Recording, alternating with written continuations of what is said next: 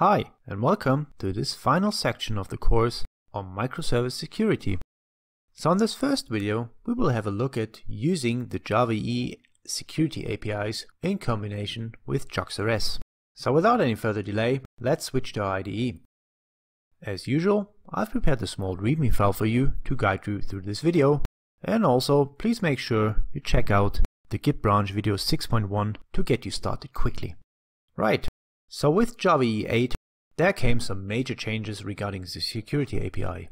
And it basically adds easy to use default authentication mechanisms such as basic auth or form-based authentication, as well as the possibility to add custom authentication mechanisms and pluggable identity store implementations. So let's put these to a test. Now let's add some basic authentication to our JuxRS application. And all you need to do is, well, you need to add those annotations here to your JuxRS application. So let's do that. Here we go. Application scope. We say basic authentication mechanism definition, and we specify the real name. And we also declare a few roles. So in this case, admin and user. So that's the first step done. Now in the second step, what we want to do is we want to secure a REST resource using Java EE security annotations. So let's create the resource. So we create the class first, and we're going to paste the following content into it. Okay, so what do we have here? Well, this is a normal application scoped JuxRS resource. The next thing we have, what we can always do, is we can inject the so-called security context into this resource using the @context annotation. This gives us later the programmatic access to any security related information. Next thing what you see here is, well, we have normal REST endpoints. And what we can do here, well, we can use annotations to specify if, well, in this case here, for example, we say @permit all. So everyone is allowed to access this info endpoint.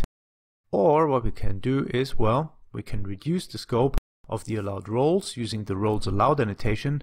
And here, for example, for all roles, we say admin and user can access this one, but you need to be authenticated. And here you need to be authenticated, but only the admin role is allowed to access this one.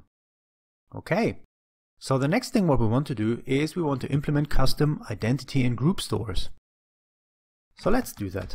So let's create a class called static credential store. This is only for demo purposes, of course. We do that. And again here, we paste in the following content. So what are we doing here? Well, first up, this is a normal application scope bean. And we're going to implement the identity store interface. And the one main method to validate a credential is this one here. So make sure you override the validate credential method. We unpack the credential as a username password credential here. We get the caller, which is the username, and the password as a string. Well, and in this basic case here, all we do is check is the username and the password equal. And if so, we say, well, successful. We return a successful result.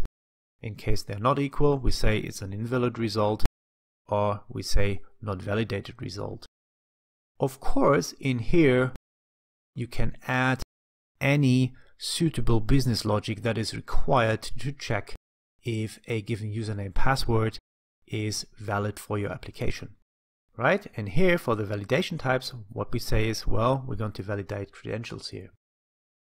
If we say credentials, what we need is also groups, so that the container managed security is working. So we implement a second store that is responsible for returning the groups of an authenticated principal. So let's do that. So we create a class again, fix those imports. And here we implement also the identity store interface, but this time we're only overriding the getCallerGroups method, which is called right after your principal has been authenticated successfully. And down here in the validation types method, we say that this implementation provides the groups. And all we do here, if the principal name is admin, then we return admin and user as groups, and otherwise we only return user. So again here, Very simple implementation, but you can add any suitable business logic to implement, well, the authentication and groups logic you need. Right. So if we've done that, you can now compile everything and build your Docker image. Start the container, and once you've done that, well, you will see similar output to this one. So you see here, we have the protected admin, and the protected all endpoints available.